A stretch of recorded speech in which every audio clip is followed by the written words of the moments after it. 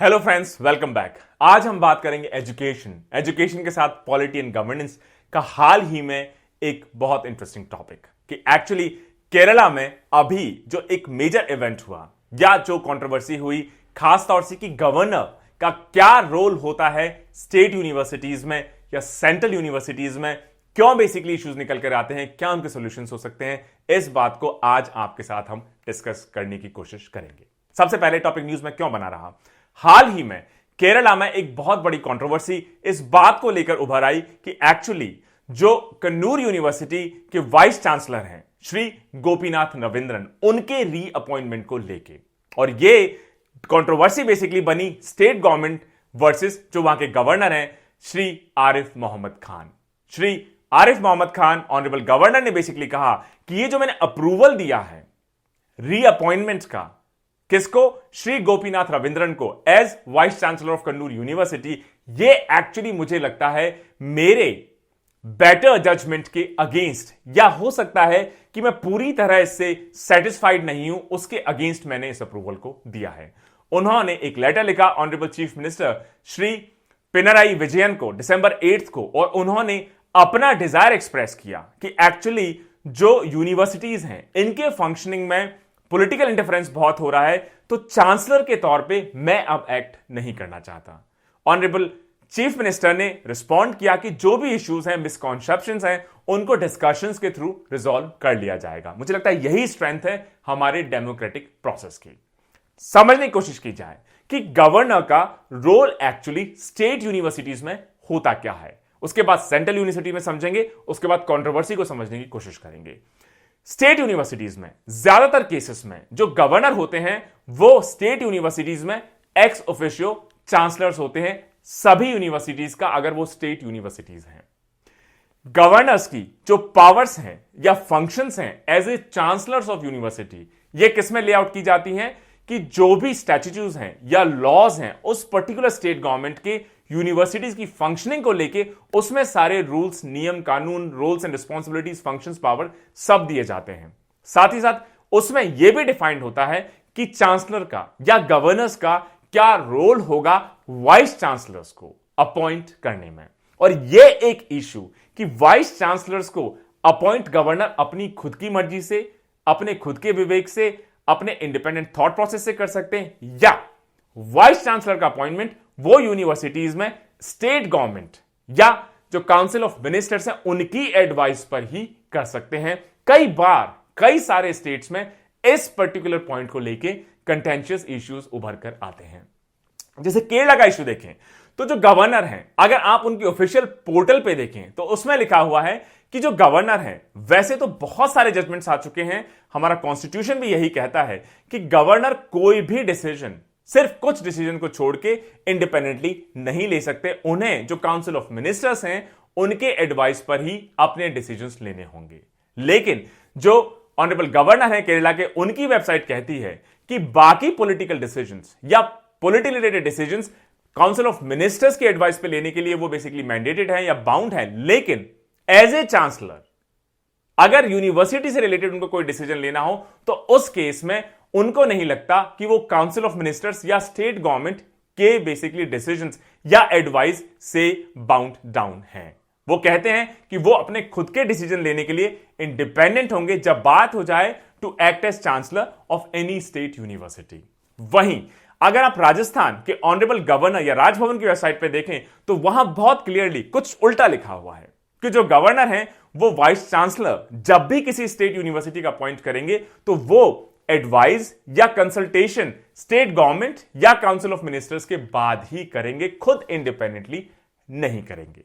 अलग अलग स्टेट में अलग अलग बेसिकली हो सकता है प्रोसेस हो या लॉ की समझ हो। बात हो गई स्टेट यूनिवर्सिटीज की। सेंट्रल यूनिवर्सिटीज में क्या बेसिकली व्यवस्था है?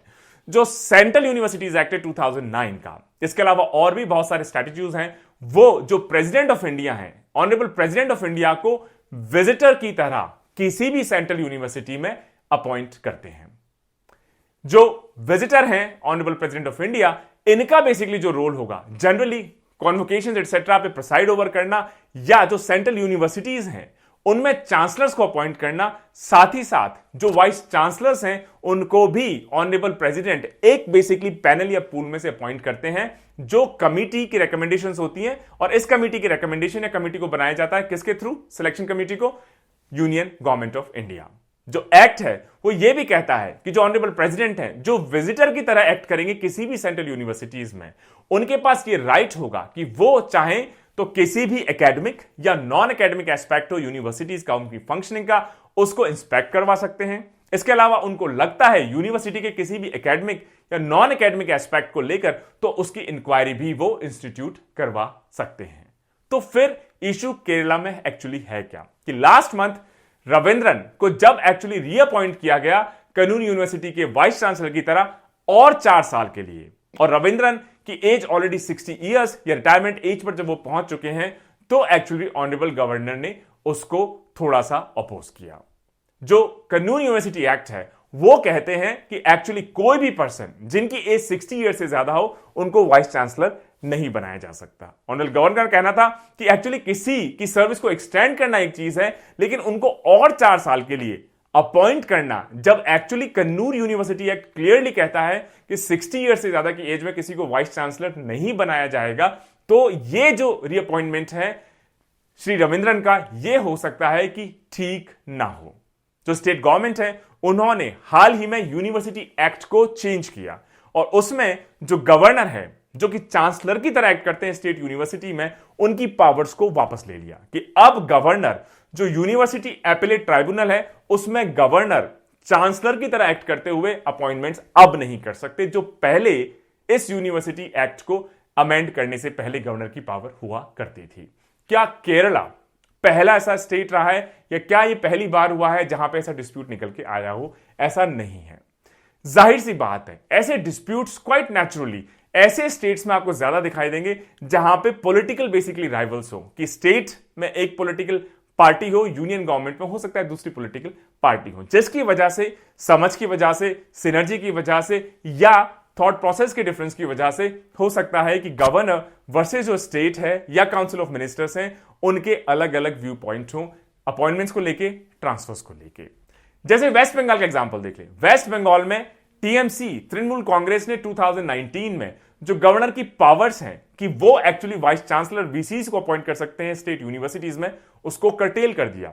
उनकी जो पावर्स है कि वीसीज के अगेंस्ट गवर्नर एक्ट कर सकते हैं, उस पावर को भी टीएमसी गवर्नमेंट में 2019 में अपने एक्ट को अमेंड करके कर्टेल कर दिया। इसके अलावा जो स्टेट यूनिवर्सिटीज हैं उनको पावर दे दी गई कि आप चाहें तो जो इंपॉर्टेंट मीटिंग्स हैं, इंपॉर्टेंट डिसीजंस हैं, इंपॉर्टेंट डिसीजन मेकिंग बॉडीज हैं, उनको आप खुद कन्वीन कर सकते हैं गवर्नर की अनुमति, अप्रूवल या उनको लूप में रखे बिना। साथ ही साथ यह भी क्लियर कर दिया गया कि जो भी कम्युनिकेशन होगा बेसिकली वीसीज का और गवर्नर्स के बीच का, वो एजुकेशन डिपार्टमेंट के थ्रू ही होगा। इसका मतलब वीसीज डायरेक्टली चांसलर या गवर्नर के साथ अब कम्युनिकेट नहीं कर सकते। सिमिलरली ओडिशा में अगर आप देखें, जो स्टेट गवर्नमेंट है और यूनिवर्सिटी ग्रांट्स कमीशन यूजीसी जिसको कहा जाता है, वो अभी उड़ीसा हाई कोर्ट में एक हाई पिच्ड बैटल दोनों लड़ रहे हैं, और ये लेकर है उड़ीसा यूनिवर्सिटीज अमेंडमेंट एक्ट। क्योंकि अब जो एक्ट है जो उड़ीसा ने बेसिकली चेंज कर दिया है, उसमें जो भी अपॉइंटमेंट्स होंगे यूनिवर्सिटीज में, उसको स्टेट गवर्नमेंट के अंडर लाया जा चुका है। यूजीसी ने इसको चैलेंज किया हाई कोर्ट ऑफ उड़ीसा में और कहा कि एक्चुअली जो यूनिवर्सिटीज में अपॉइंटमेंट है वो स्टेट गवर्नमेंट अपने अंडर नहीं ले सकती, क्योंकि ये यूजीसी के रूल्स का वायलेशन है। तो दोस्तों, ये शॉर्ट टॉपिक कि गवर्नर का क्या रोल है स्टेट यूनिवर्सिटीज में एज ए चांसलर, क्या रोल है इनका बेसिकली सेंट्रल यूनिवर्सिटीज में, और सेंट्रल यूनिवर्सिटीज में गवर्नर से ज्यादा रोल होता है द प्रेसिडेंट ऑफ इंडिया। वो बेसिकली अपॉइंट करते हैं चांसलर कौन होगा, वाइस चांसलर कौन होगा, इंक्वायरी कहां सेटअप कर सकते हैं। स्टेट यूनिवर्सिटीज में कहने को तो एक्चुअली एक्स ऑफिशियो चांसलर हैं, लेकिन स्टेट के हिसाब से इनकी पावर्स, क्या ये कर सकते हैं, किसको अपॉइंटमेंट कर सकते हैं, किसके खिलाफ एक्शन ले सकते हैं, स्टेट के रूल्स रेगुलेशंस या बेसिकली उनके जो एक्ट्स हैं या उनके जो स्ट्रेटजीज हैं या उनके जो रूल्स हैं, उसके हिसाब से इनकी पावर्स वेरी होती रहती है। कई बार एक सिंपल एडमिनिस्ट्रेटिव सेटअप या उस रूल को समझने में भी दो लोगों की, हो सकता है गवर्नर के हिसाब से उसका इंटरप्रिटेशन कुछ और हो सकता है स्टेट या काउंसिल ऑफ मिनिस्टर के हिसाब से उसका इंटरप्रिटेशन कुछ और हो। ऐसी सिचुएशंस को अराइज कर सकते हैं।